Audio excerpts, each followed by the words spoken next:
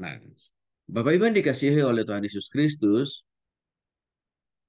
yang pertama kita akan lihat dulu, seperti yang sudah saya singgung tadi, pada kesempatan ini kita akan bahas cara mendapatkan dan memahami, mempergunakan karunia rohani serta karunia bahasa roh secara alkitabiah.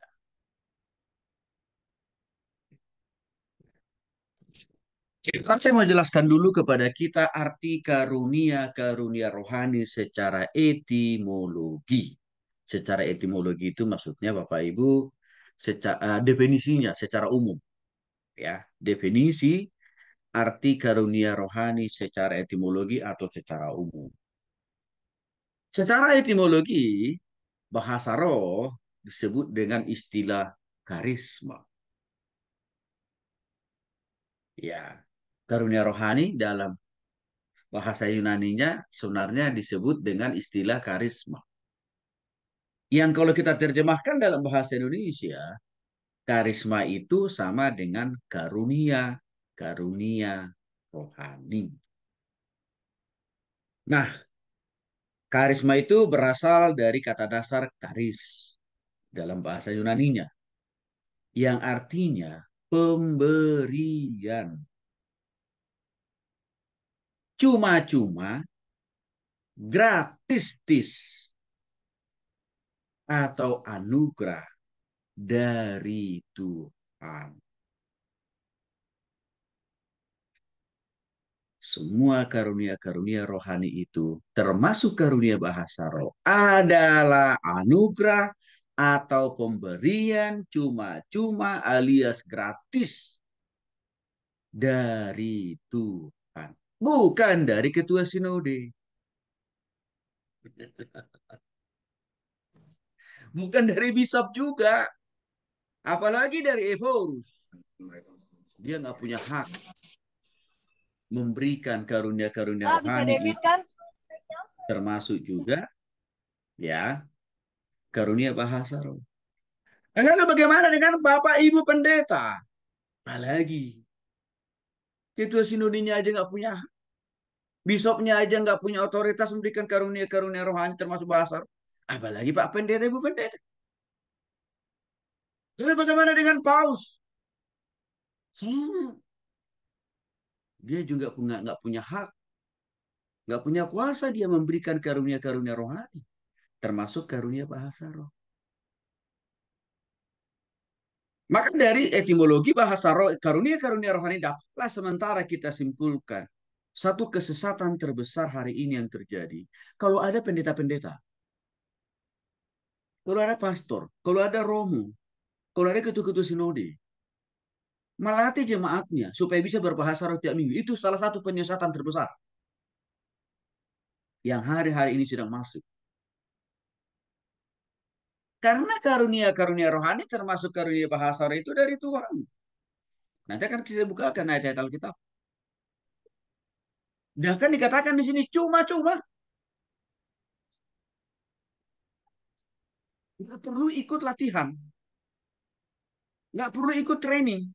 Karunia akan mendapatkan karunia rohani, apalagi karunia bahasa roh. Cuma-cuma kok. Gratisan kok.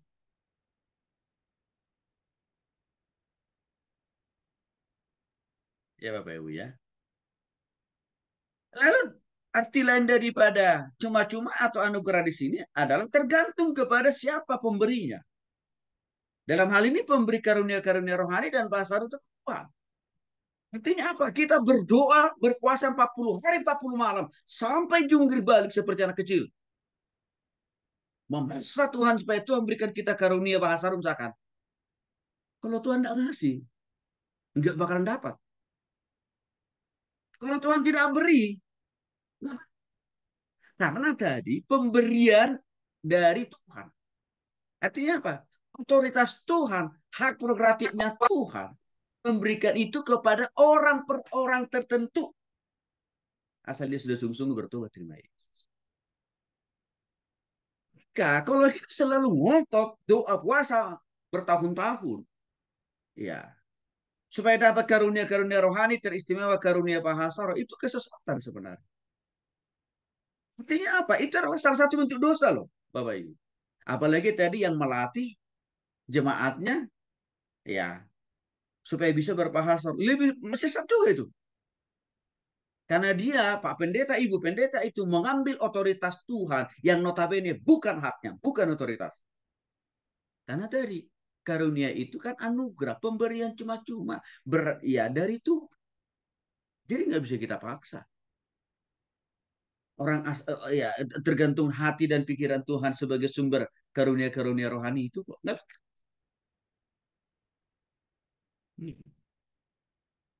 Kalau kita perhatikan dalam perjanjian baru, kata karunia-karunia rohani itu sebenarnya muncul sebanyak 16 kali. Dan memang karunia-karunia rohani ini banyak disinggung oleh Rasul Paulus dalam surat-suratnya. Ada 3 pasal. Di dalam 1 Korintus pasal 12, 13, 14, Paulus banyak menyinggung tentang jenis-jenis karunia-karunia rohani. Termasuk salah satunya adalah karunia bahasa. Di samping ada di surat-surat Rasul Paulus yang lain, ada di Efesus juga. Maka saya katakan tadi, kalau kita simpulkan, ada 16 kali Paulus menyinggung di dalam surat-suratnya tentang karunia-karunia rohani dan juga karunia bahasa roh termasuk tata cara penggunaan pemanfaatannya. Nah, kenapa orang salah memahami, salah mengerti tentang karunia-karunia rohani itu? Karena yang dia tahu hanya cuman satu bagian saja. Contohnya apa? Yang dia tahu hanya cuman karunia bahasa roh. Sehingga apa? Itu yang dikapitalisasi. Itu yang dijual. Itu yang dipromosikan. Padahal 16 kali istilah-istilah karunia-karunia rohani termasuk bahasa roh disinggung oleh Rasul Paulus.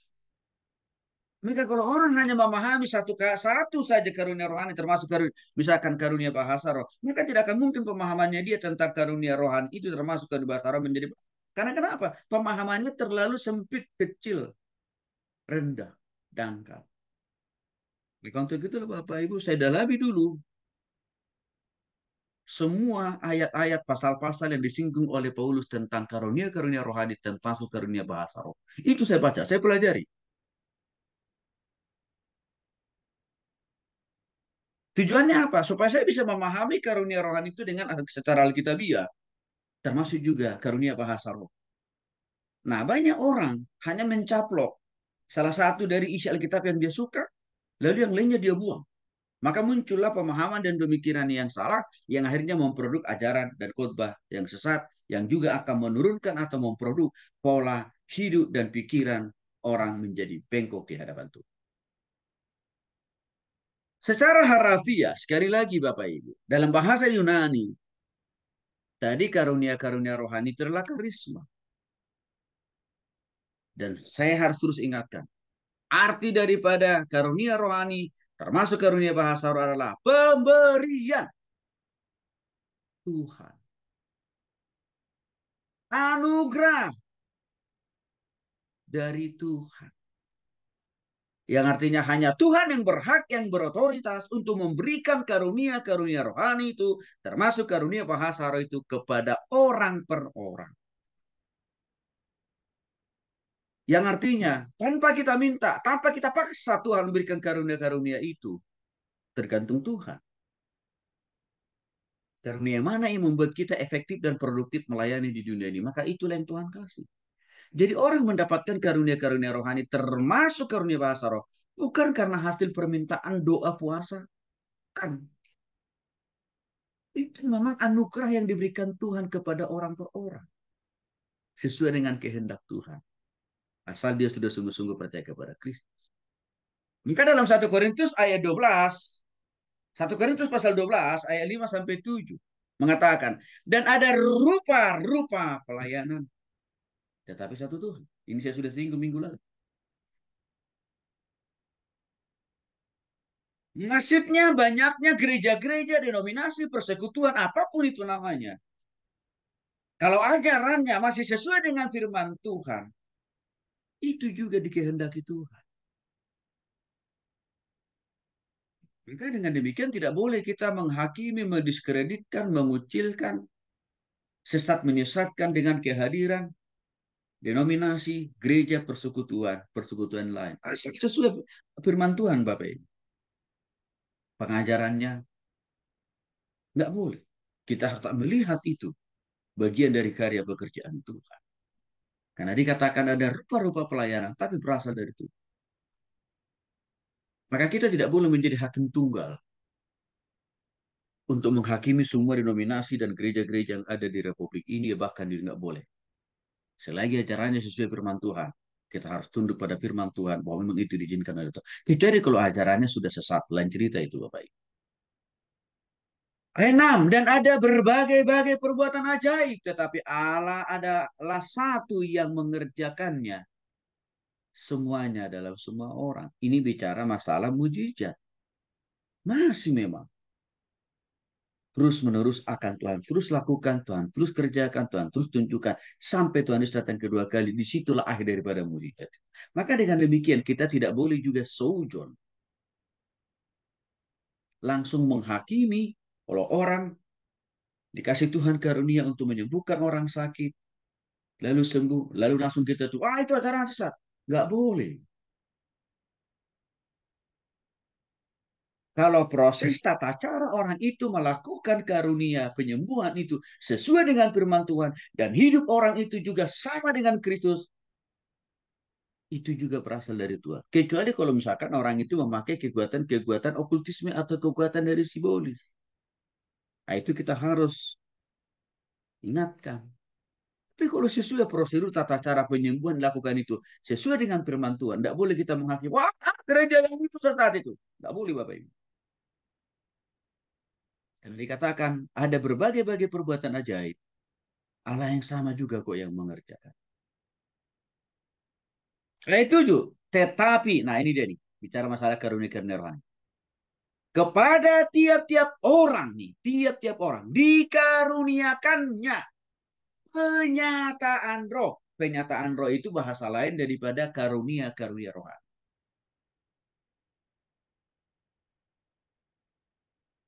Untuk kepentingan bersama.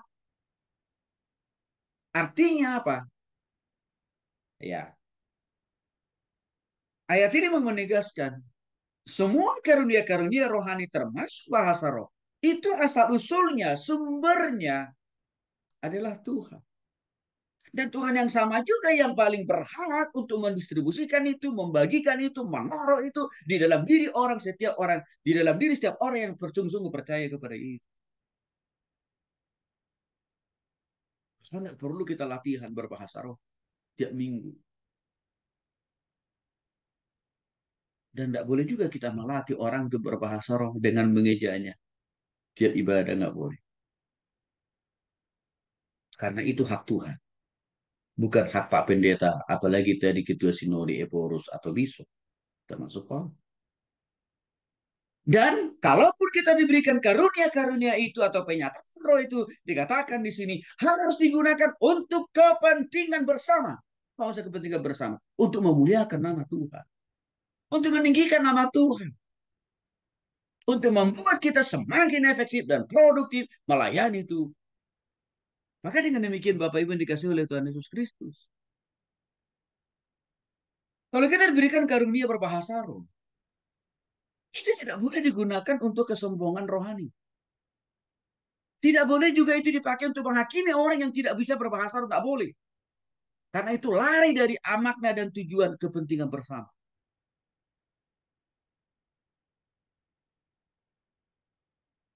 Boleh nggak Pak Tony? Karena kan penyataan roh atau karunia-karunia rohani itu kan untuk kepentingan bersama. Boleh nggak? Karena saya dikasih Tuhan karunia berbahasa roh. Saya latih jemaat saya. Boleh nggak? Nggak boleh. Ada persyaratannya kan. Jadi asal usulnya kan dari Tuhan.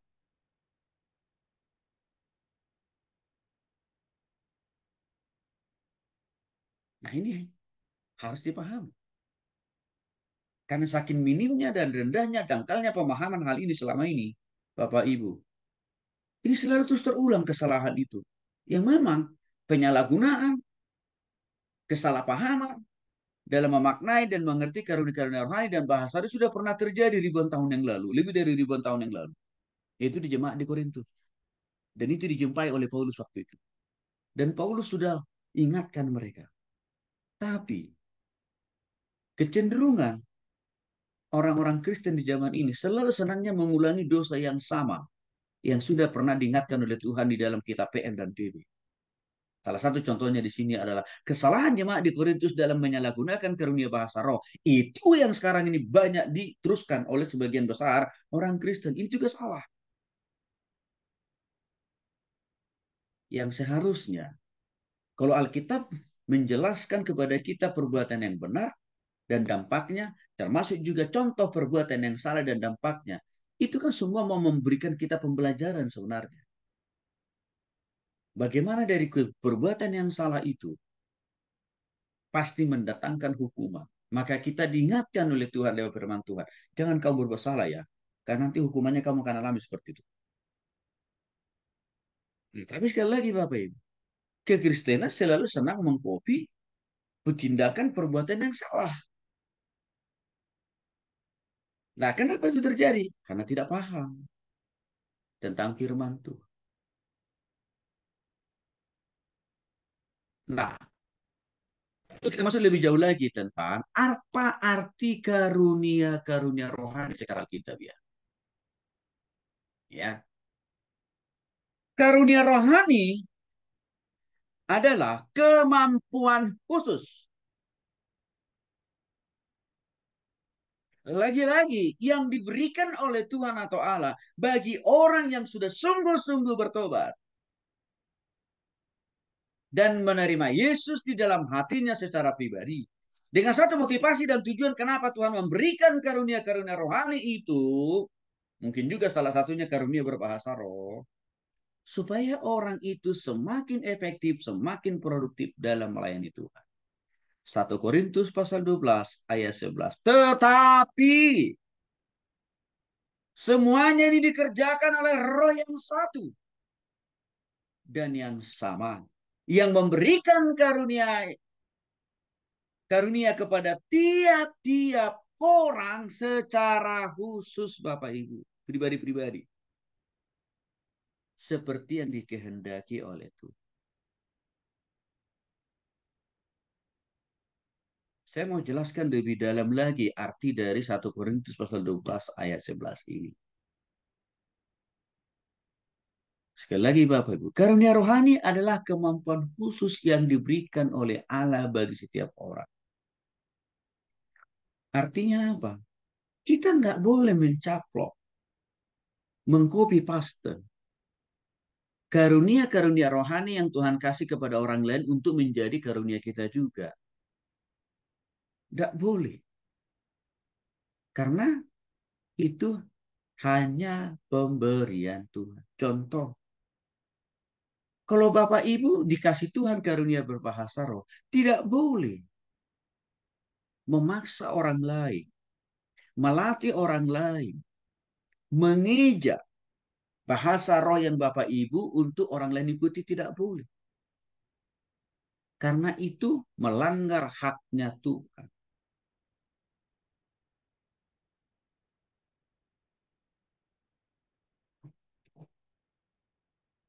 Itu yang pertama dulu. Yang kedua,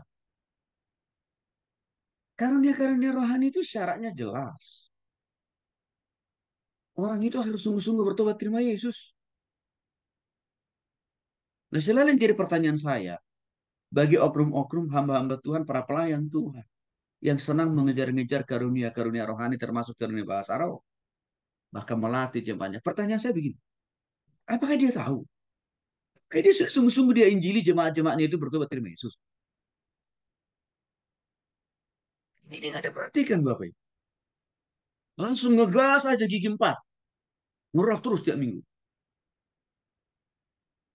Tanpa pernah orang yang dilayani itu, ya, diinjili bertobat terima Yesus.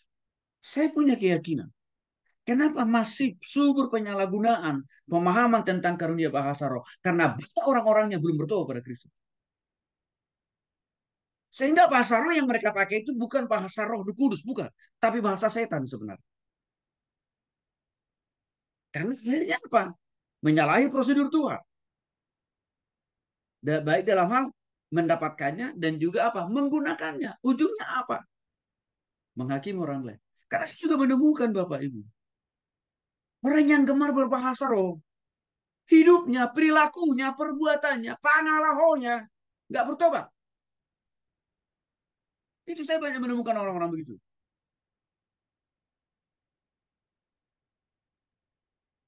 Ada orang berbahasa roh, gemar berbahasa roh Bapak Ibu.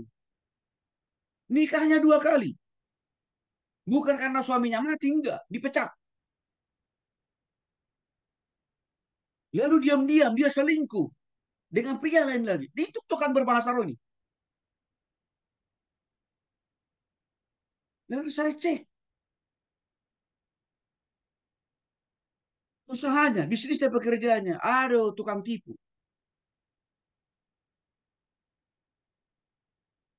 Tapi kalau dia ini setiap kali ibadah, selalu merasa yakin dengan bahasa roh yang dia miliki, bahasa roh yang dia pakai. Itu saya banyak menemukan orang-orang begitu. Maka saya lihat, inilah masalahnya. Kalau orang belum bertobat, akhirnya dia salah memahami, salah mengerti, bahkan salah mempraktekkan firman Tuhan. Bagian ini akan saya jelaskan lebih jauh lagi. Dan dikatakan di dalam 1 Korintus 12 ayat 11, kalimat terakhir, karunia-karunia bahasa itu diberikan Tuhan sesuai dengan yang dikehendaki oleh Tuhan. Maka artinya, Bapak Ibu, saya singgung tadi, tergantung Tuhan. Tuhan mau kasih karunia yang mana buat kita. Bahasa roh kah? Atau mungkin bukan berbahasa roh, tapi karunia mengajar, karunia hikmat, dan karunia yang lain. Itu semua mulianya kalau dia dapat tuh. Yang kedua, karunia-karunia rohani, ya juga dapat kita definisikan sebagai kecakapan-kecakapan rohani yang diberikan Tuhan secara berbeda-beda kepada orang-orang percaya sesuai dengan yang Tuhan kehendaki, yang Tuhan inginkan, yang karunia yang mana yang mau Tuhan kasih dalam diri setiap orang yang sungguh-sungguh bertobat dan percaya.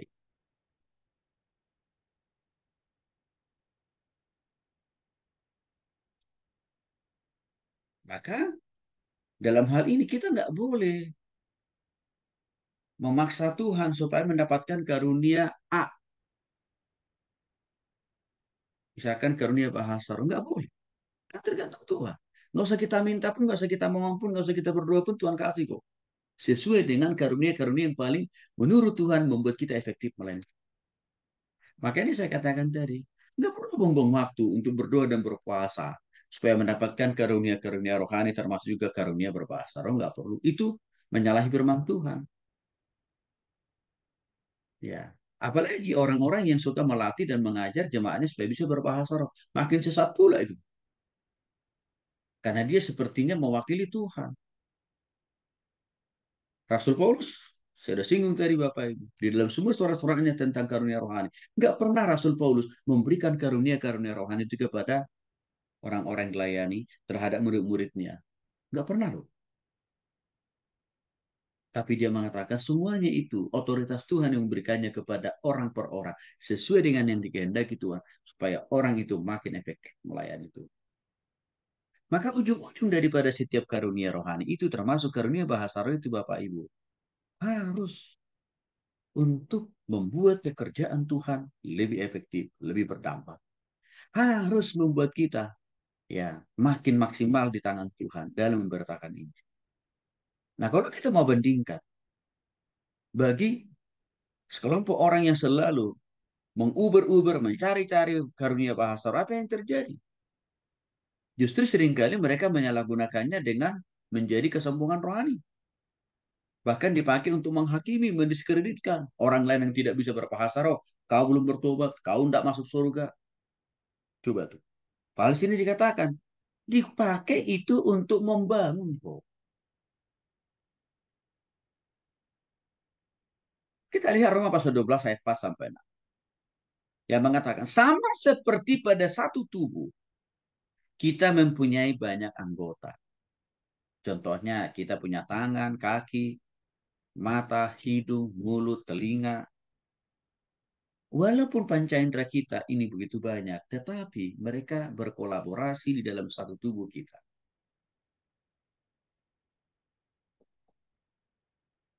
Ayat yang keenam. Demikianlah kita mempunyai karunia-karunia yang